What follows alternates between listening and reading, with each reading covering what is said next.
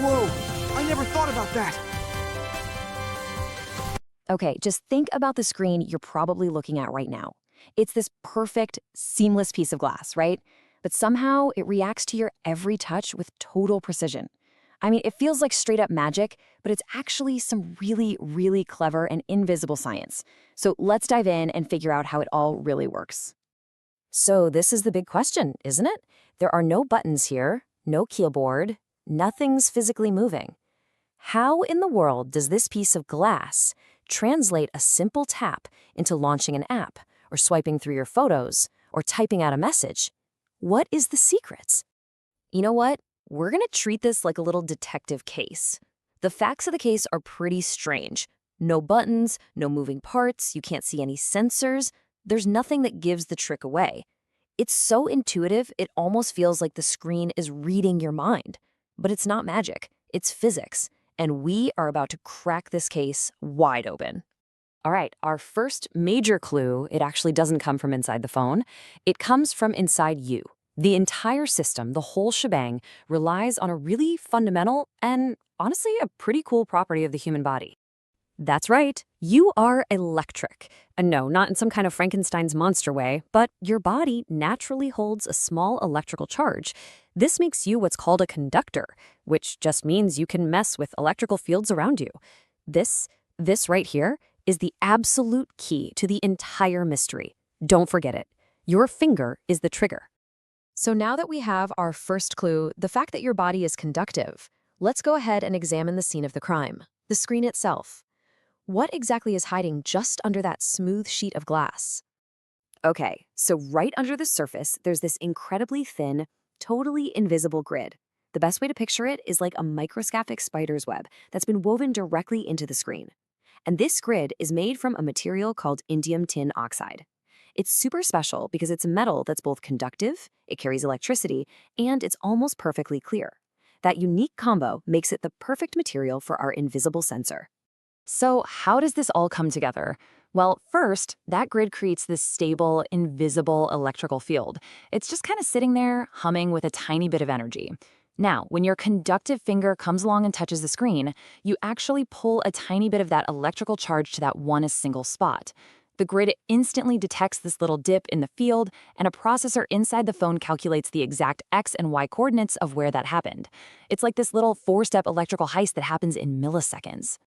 This analogy is perfect. It really captures it. Imagine the screen's electrical field is like the perfectly still surface of a pond. Your touch, well, that's like a pebble dropping and creating ripples.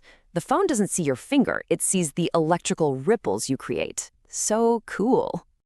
You know, this technology feels so new and modern, but the idea of touching a screen to control it, that's been around for a while. The way we do it now, though, is a total game changer compared to the old ways. Touch tech has actually been evolving for decades. I mean, from these early clunky light pens to weird infrared beams that shot across a screen. But for a really long time, the main technology was something called resistive touch. And you've probably used it without even realizing it. And here's the huge difference. Resistive screens, like on old ATMs or those first PDAs, they worked on physical pressure. You had to physically push 2 layers of the screen together to get it to register a touch. That's why they felt kind of mushy and why they could never handle more than one finger at a time. But our modern capacitive screens, they don't need any pressure at all, just that light electrical disturbance from your skin.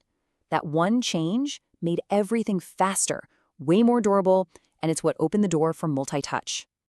And that brings us to the next big piece of the puzzle.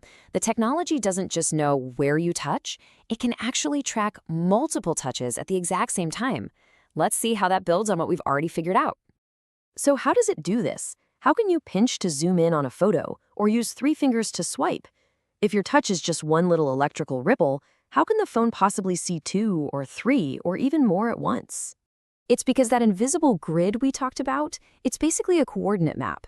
Each one of your fingers creates its own separate, distinct electrical disturbance at its own unique coordinate on that map. The processor on your phone is powerful enough to see and track every single one of those disturbances independently and at the same time. So it's not just seeing one ripple, it's seeing multiple, separate ripples and calculating the location of each one in real time. This also explains why some things completely mess with your screen. You ever wonder why regular gloves don't work? It's because they're insulators. They block your finger's electrical charge so it can't reach the screen. And water? Well, water is also a conductor. So when your screen gets wet, it's like dropping hundreds of little pebbles into that pond all at once. The processor just sees disturbances everywhere and it gets totally confused. So, after putting all the clues together, I think we can now solve the mystery of the touchscreen once and for all. The case is officially closed. So, let's just recap the whole solution. An invisible electric field is projected across a sensor grid. Your conductive finger touches the glass and disturbs that field. The grid detects the exact coordinates of that disturbance, and the processor translates that location into an action. Setup, clue, evidence, solution. It all happens so incredibly fast, it really does feel like magic. So the next time you pick up your phone, just take a second and think about what's really happening. You're not just pressing a button. You're not just tapping on glass. You are reaching into an invisible world, momentarily becoming part of an electrical circuit and literally reshaping an invisible map with nothing more than your touch. Pretty amazing when you think about it, right? That's just one tiny big question. Imagine what's next. Subscribe, and let's keep wondering.